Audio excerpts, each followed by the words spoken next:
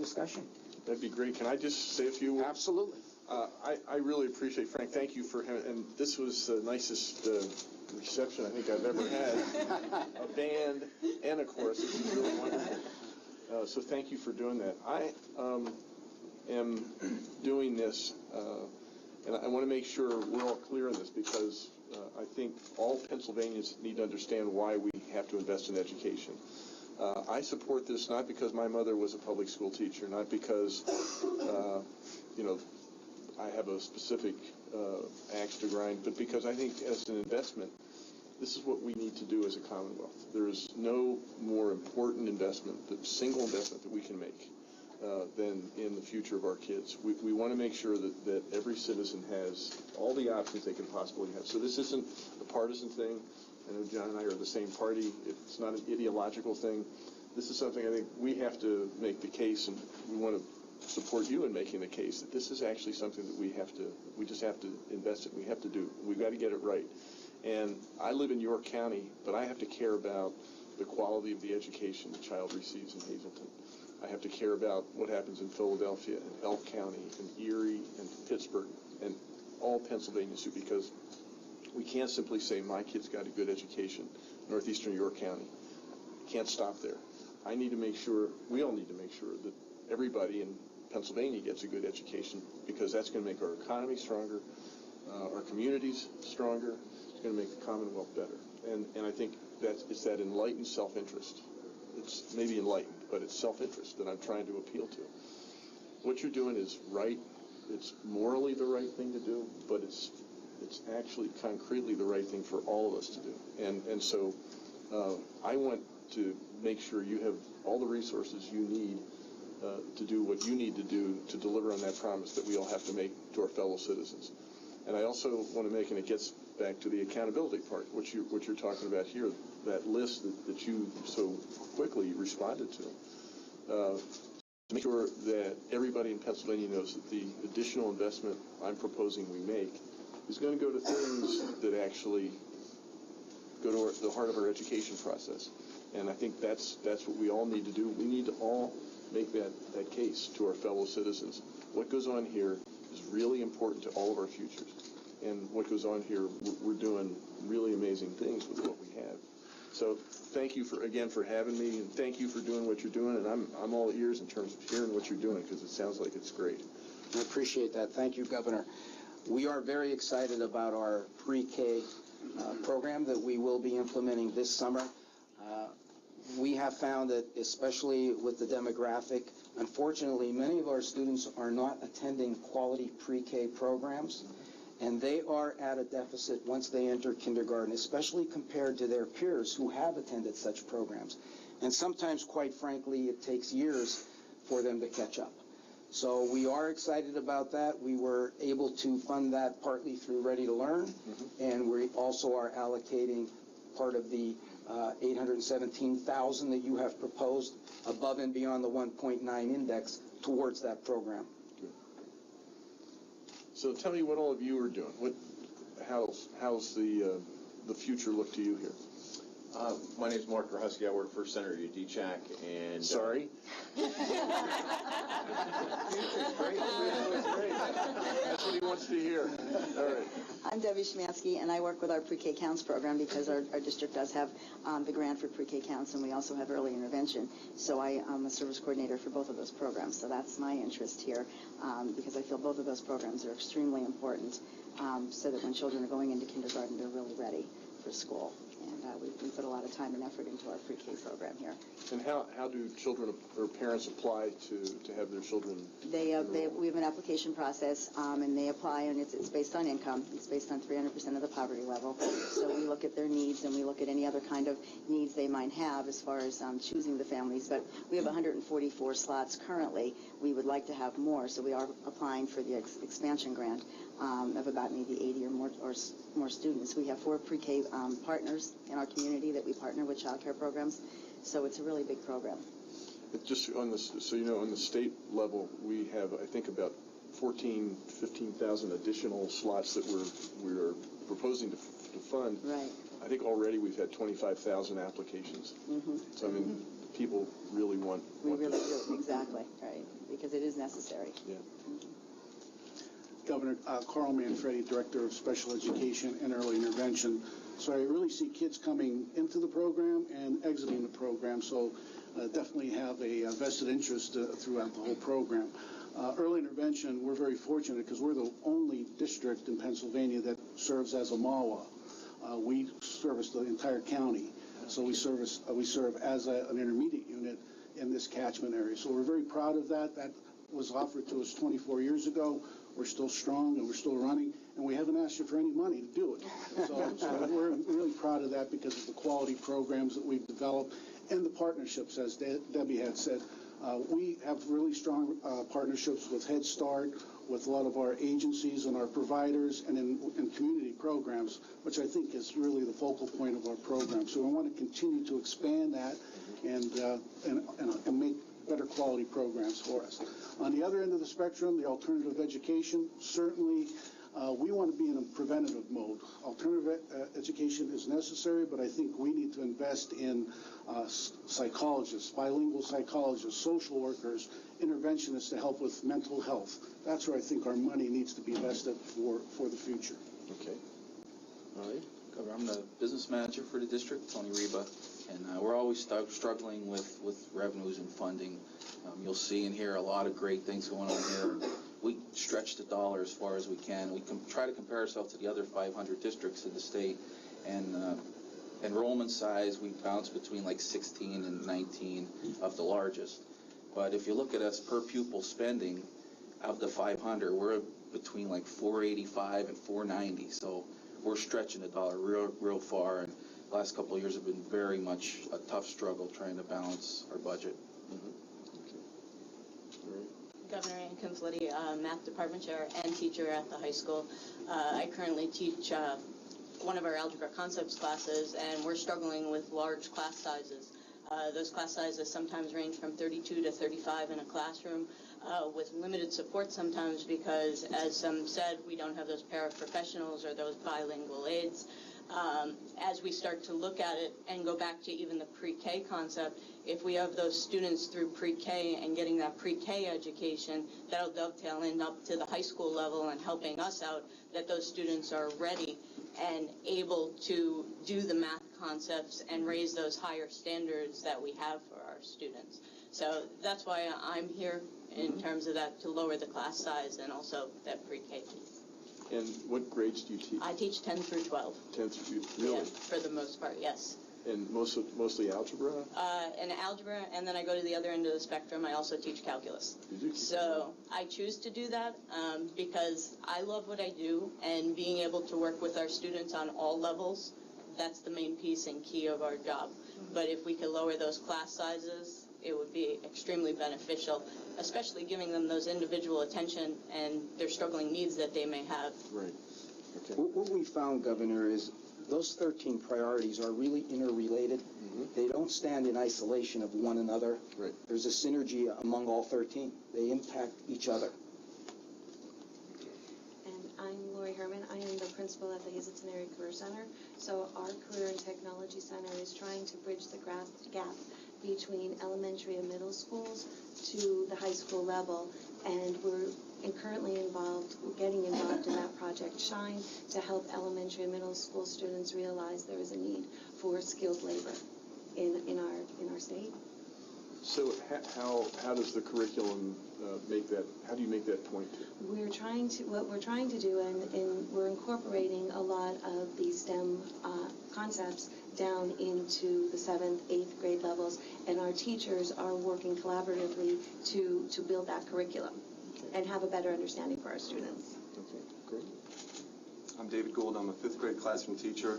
And as a classroom teacher, my main concern is time per student, not necessarily dollars per student. We can manage classrooms of 30, but if we can get those classroom sizes down into the low 20s, we have more opportunities for those meaningful interactions. I can't even imagine, how it is to go above 30. I know those opportunities would be severely limited at that point. So that's the importance of those small class sizes. Now, is 5th grade the highest grade in elementary school? Or 6th grade. 6th grade is the highest. and then we have 7th and 8th would be considered middle. We have K to 8 buildings, Oh, okay. 2 early learning centers. We have our own career center, which is really unusual in the state. We have a high school. We also have the Hazleton Area Academy of Sciences, which is a standalone STEM high school. Oh. And Mrs. Herman works closely with Mr. Petrone and Mrs. Ernst. The students at the Academy of Sciences will design the project, and then the students at the Career Center will build the project, and we do distance learning between the 2 buildings so they can work collaboratively. Our computer-aided drafting teacher does a Skype through down to our STEM school, and then the students are able to access all of that material. How far is the STEM school? It's about 9 to 10 miles. Oh, it 9 to is? 10. Yeah. Because you have a campus here. Yes. Right, we do. We do. So, great, okay. Senator? Anything else that? Mr. Petrone, our high school principal. I think the thing you will find here in Hazleton is we have a tremendous amount of pride in our schools, in our community, and of course in our students. We have approximately 3,300 high school students, 9 through 12. We're spread off into 3 different buildings. We're also very transient. On a daily basis, we do get new students registering into our district. A lot of times they're from out of the country. They don't speak a word of English, or limited education. When you hear our teachers speak, and in fact when you hear the administrators speak, they speak with so much pride because we want so badly for our students to do well. We really do. I'm here to tell you that teachers make a difference. They are heroes. The time they put in, what they deal with on a daily basis, they just give so much of themselves. And we ask a lot from them.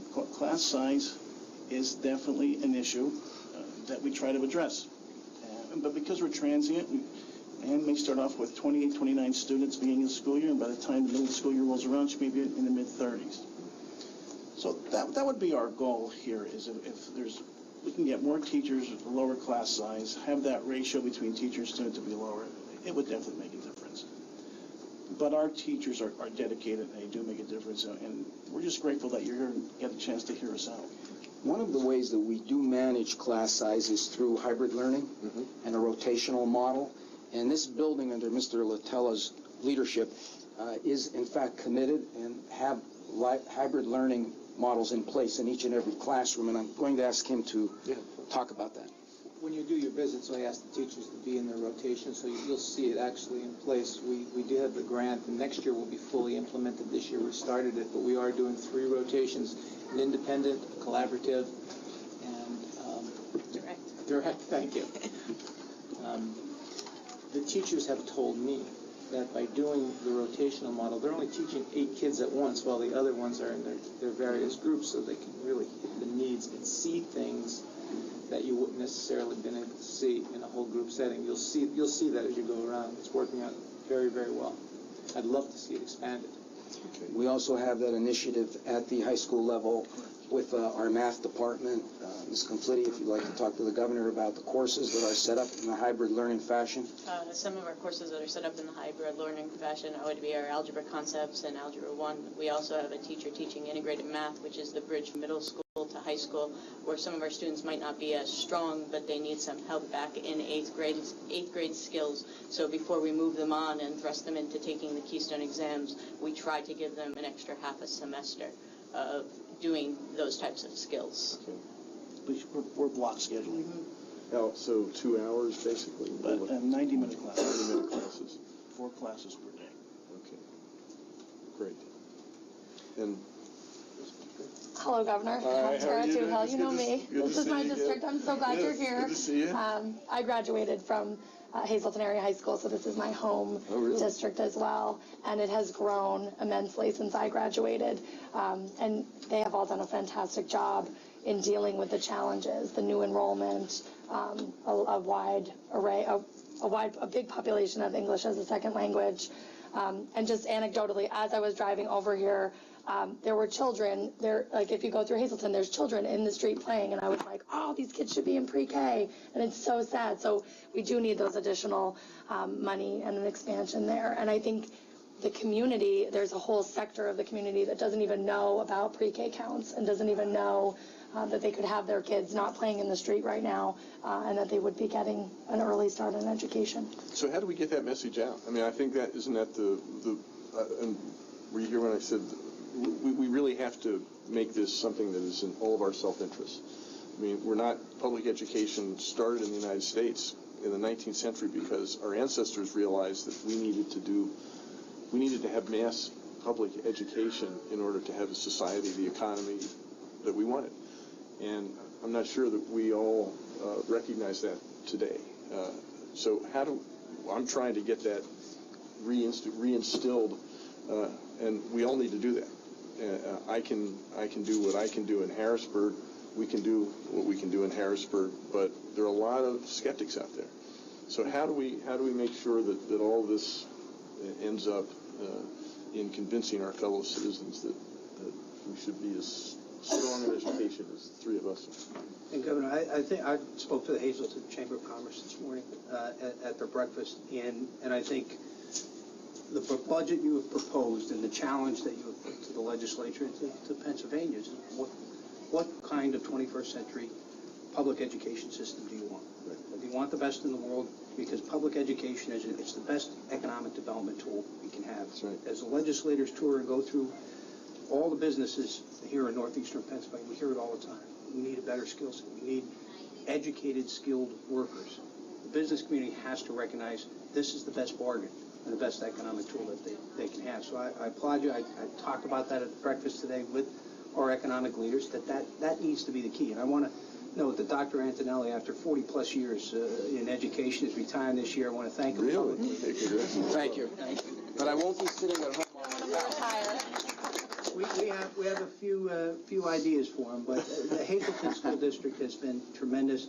They've embraced a concept that we're going to roll out in September, the Luzerne County Shine program, an after-school program that will engage the business community in a whole new way. There will be career academies that are part of it through 5th through 8th grade at our career and technical schools, and we're very excited about that. Hazleton stepped right up to the plate and is going to be a part of that rollout. 5 schools in the 11 that we have, and we really appreciate this. Is the second school that you've visited here in Luzerne County. You've certainly demonstrated how much you care about our kids, so we appreciate it. Well, I care about our kids, but again, I think this is not just about the future of education, it's about the future of Pennsylvania. So am I doing are we doing the right things? I mean, in terms of promoting this kind of thing, the list that I sent out, is that the correct list, or things that I've missed? I absolutely think that it's right on target. You certainly identified needs that we have here locally, and I'm sure are shared by other educators across the state. These are issues that we deal with each and every day. Unfortunately, in the past, with the unfunded mandates, it became very problematic for us to balance a budget. But with the aid that you're proposing, the financial aid, this is going to make it easier for our taxpayers, but it's also going to provide our students with the services that they need, the educational services they need to be successful in life. Okay. We have Ms. Frumpkin down here, if I may, sir. And she's kindergarten teacher. Oh, I'm sorry. Okay. I was speaking with one of our ESL teachers, and she told me she noticed they've been testing all the incoming kindergarten kids for next year. She noticed a tremendous gain in language skills from the students from Head Start and pre-K programs. So that's great for when they come to equal kindergarten. So what should we do to augment that, to make sure that there are more children? More children can go to Head Start and pre-K. And so to the representative's point, we make sure that we not only provide the funding, but we have the programs and that the citizens, parents know about it. Because I've noticed through the years, more kids are attending, but I still have a lot that don't attend any sort of preschool experience. And you notice the difference. Tell the difference. You can tell the difference. Totally tell the difference. Immediately, when they come in, you can tell who's had pre-K and who hasn't. And how does that affect your way you have to teach? I have to differentiate more, which isn't a problem, but it's harder for them to pick up the skills quickly. It takes longer. Whereas you'll see, you're coming to observe me in a little while, and they have writing on the back wall. You'll see the students that have really progressed a lot, and some that you can see they struggle a little bit more because they came in and they didn't have any experience. It's harder for them to come in the beginning of the year, learn the rules and settle, and sit. So it takes them a while to be able to sit and behave, to learn the skills. You're looking at 3-month deficit at least when someone doesn't have, at least, just to be able to get the routine. Sit, just moving through the day. At least a 3 before you can really tackle academics. So is that a permanent gap? Can they make that up, or does that have some impact on the other kids? What?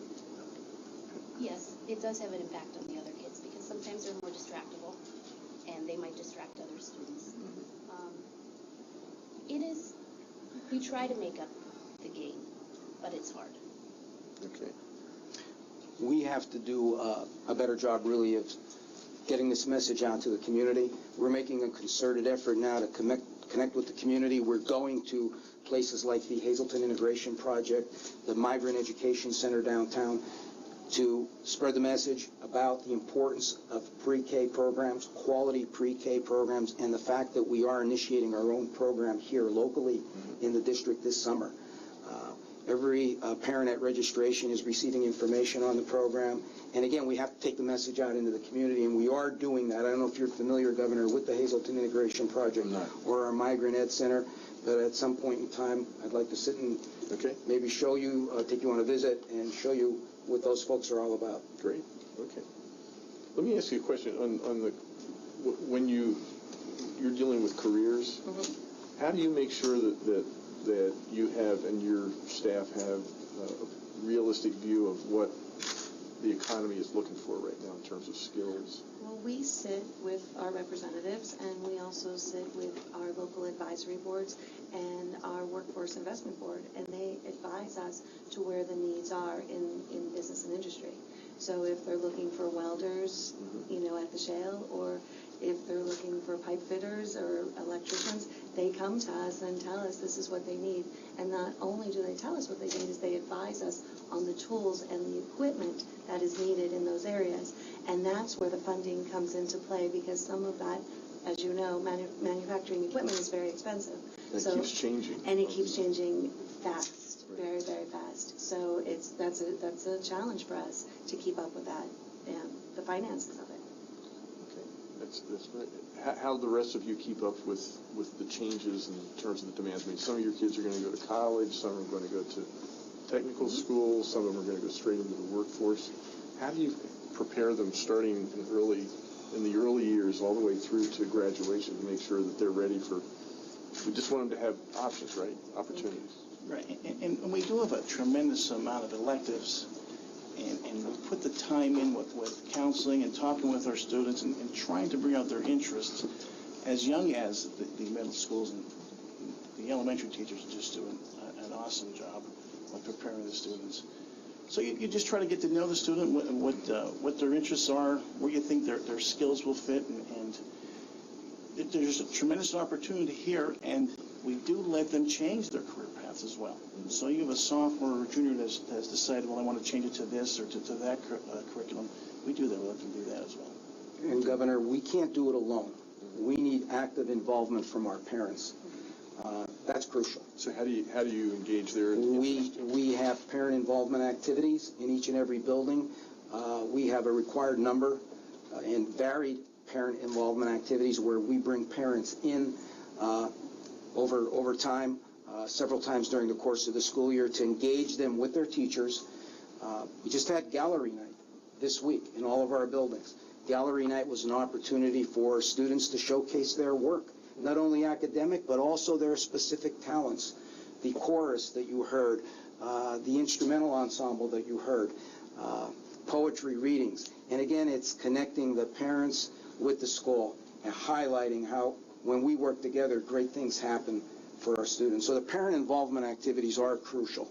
We wrote a pre-K grant, and part of that pre-K grant, if we get it, we're going to go out into the community and bring our programs to them. We have housing units that will actually take our parenting programs to, we'll take our academic programs to, so we will go to the parents. And you haven't done that yet? We're waiting to see if we get the grant or not. Okay. Good luck. So if you know anybody.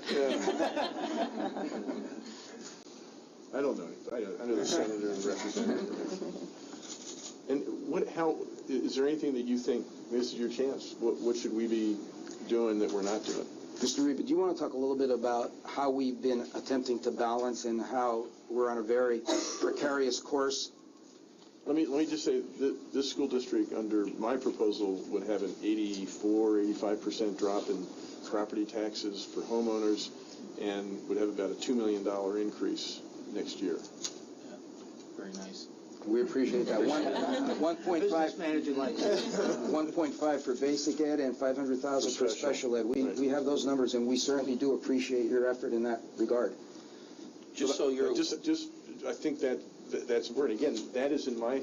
I think we need to make the point. This is not just a good thing for the Hazleton School District. This is a really good thing for Pennsylvania. Everybody in Pennsylvania needs the school kids here to get a good education. We're all responsible for that. We need that to happen. Certainly agree. If it happens, we're all going to have better lives. That's the story that we're pushing. So we need... So anyway, go ahead. Sorry.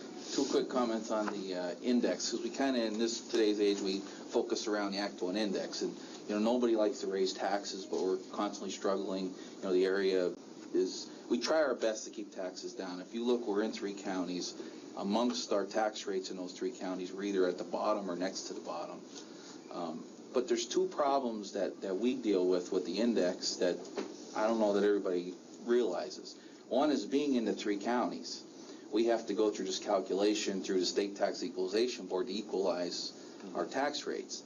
And if you're in one county, when you get your index, you get the full index. So for us, it's 2.7%. They, in one county district would get the full 2.7.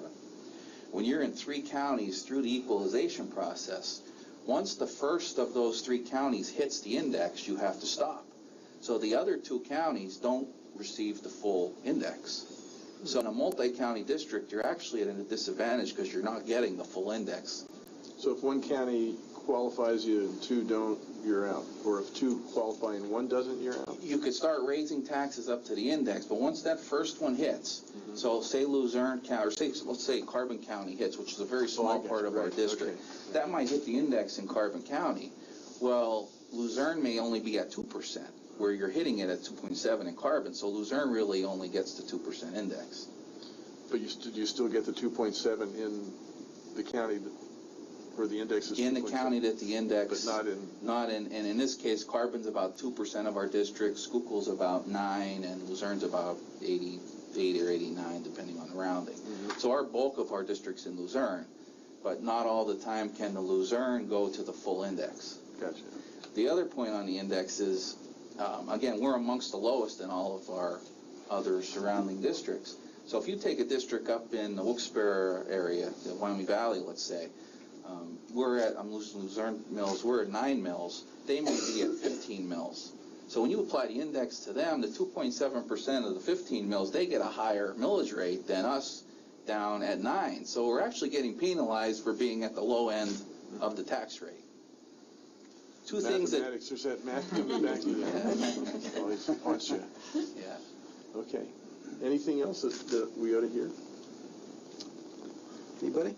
Do you want to add, Lori Herman is good with this, but we in the Career Center, so Senator Udicek also highlights this constantly, that there's great demand for certain jobs out there, but yet we're not training our children to have those skills. So say there's 900 kids going to graduate. How many graduate this year? The number from 785 this year. 785. We've had as high as 1,000. Okay, so it's lower. So out of that 785, say there's a portion that's going to go to college, and then that portion that wants to go to technical schools, and that portion that's going to go out into the workforce. So I think the school is working to identify these children, but it would be better if we had more resources. Like there's some children are going to, some of the students are going to graduate and go drive a truck. We constantly have, even PennDOT, they're like, we can't find anybody with a CDL to even hire, but yet we're not turning out enough students with that CDL. I know warehousing, I think we don't have that one anymore, but yet we're surrounded by industrial parks. So there's this stigma attached to these industrial jobs in this area, just like the coal miners that we were all raised by. They all wanted you to be a lawyer or a teacher, or a doctor. They didn't want you to ever go to the mines. So we still have that stigma that nobody wants you to go work at the plants, However, there's high-level jobs at the plants, and maybe if you wanted to start one of these students to go right out into the workforce, they should have that warehousing certificate. So our career center is something that we can communicate to parents about how excellent it would be for their children, and at the same time, you should have an expansion of those programs as well, I think. So and I know when you look around the welding class, you're like, oh, you could have so many more students in there. And well, that's a good point. Are you seeing parents become more receptive to non-college? We've actually had an increase of student enrollment over the past 3 to 5 years. In addition to that, a lot of the students that are graduating from our Career and Technical Center, which of course is part of our high school, they are going on to post-secondary opportunities. So not all students that are in the Career and Technical Center are going right into the workforce. They are, more than half of our students are going into higher education. And what form of higher education? Higher education, Pennsylvania College of Technology, Penn State University, Drexel University. Some are trade schools and some are 2 and 4. So if they're not pigeonholed any longer into, I am going into work. So what's happening is our employers are saying, we don't have these people, but yet our students are going on to higher education, even our Career and Technical Center students. Do you keep in touch with your students after they?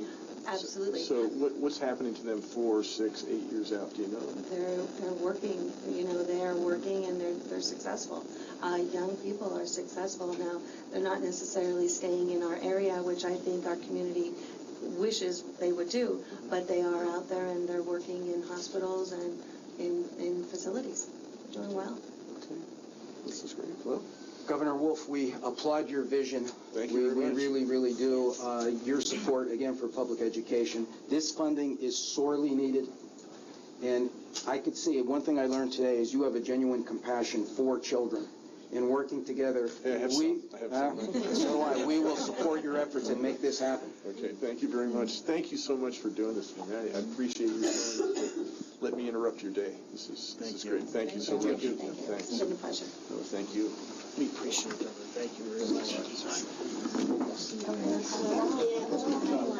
oh, you're last. How are you?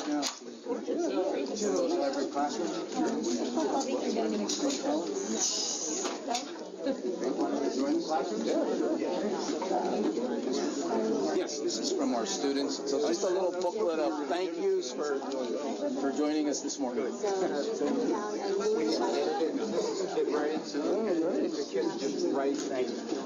This is important. Yes, I understand. Inventive spelling. I understand. Just to get them thinking and writing. Now, this is all between my two sons. Right. Do you teach cursive anymore? In second grade, we started. So I started. Are you still teaching? Yes, in second grade. You'd be surprised how many professionals apply for work here and are still writing in block. As a doctor, in cursive. Give me the needs. I don't know. I taught cursive. Yeah. We're trying to get Some of them may be all the text. We mail it with a personal device.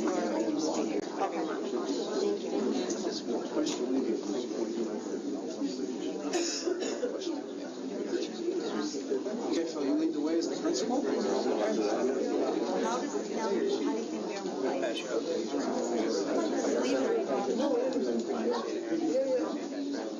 Thanks for You told them about this and all of that too, right? So like, that doesn't solve the pre-K counseling thing, but it's like helping the kids that are already on a deficit.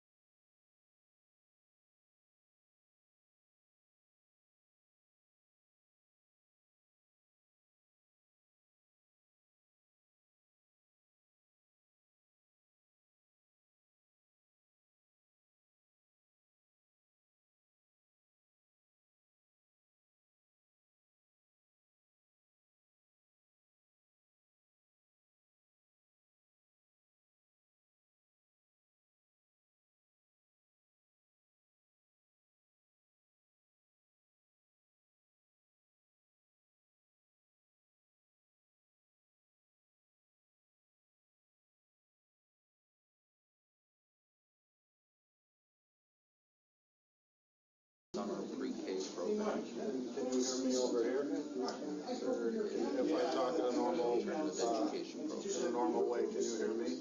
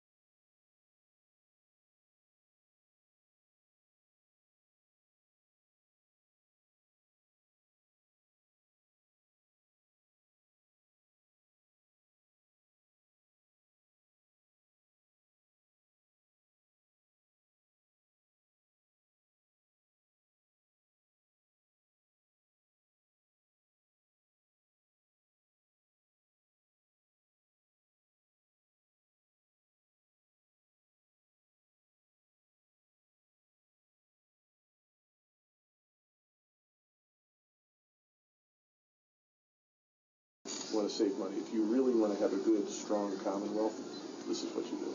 Governor, administrators and teachers talked about the early learning programs, getting them in pre-K, and the students who are not in pre-K, they're a little behind. How do we get that out there and make that statewide, that we get these kids into pre-K as soon as they can?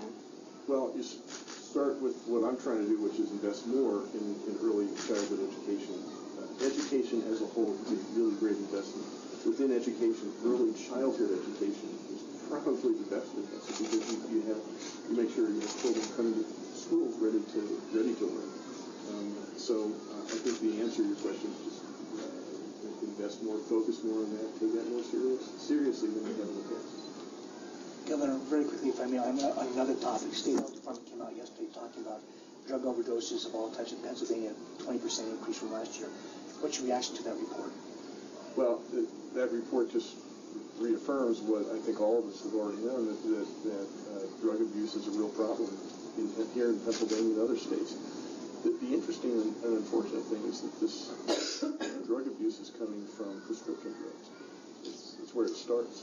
So there are things we can do about this. People don't want to be addicts. And so I think I've already done some things to make sure that our state police and police forces have some drugs that they can administer to maybe save lives. But I think the things that we can do, I've proposed investing some money in programs to try to prevent the problem with opioids in general. I think that the things that we can do to make sure that doctors and pharmacists are communicating with each other, registering things more robustly, it's something that we ought to be concerned about because it's affecting communities that have never been affected by the drug problem before. Thank you. Governor, as the tax packages go through the legislature, do you have a preference on whether property tax would be zeroed out or whether you would be equally happy or happier with a program that just reduces property tax but keeps it on the books in the districts? I want to have a major substantive reduction in property taxes. I think it's a good thing to have some local skin in the game. So I like the idea of local effort. But the thing about not going to zero is that we have to make sure that this substantial reduction that I'm proposing in property taxes is for real. I want dollar for dollar tax reduction. That's why in my budget I have two things. I have the tax reduction, and that is the result of the state stepping up to take 50% of the share of funding public education. Then over here I also have an additional investment in public education coming from the Marcellus Shale, coming from an increase in the sales tax and the income tax.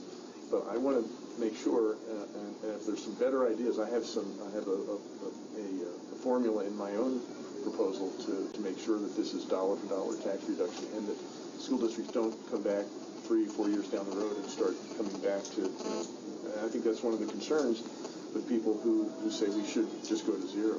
I want some local effort, so I don't think we should go to zero. But I am sympathetic and absolutely support the idea that we need to have real tax relief for people who are paying too high, the property taxes that are too high. Okay, thanks a lot. Thanks, Governor. Thank you very much. Thank you. Have a good day. Good to see you. Thanks, Governor. Good to see you again.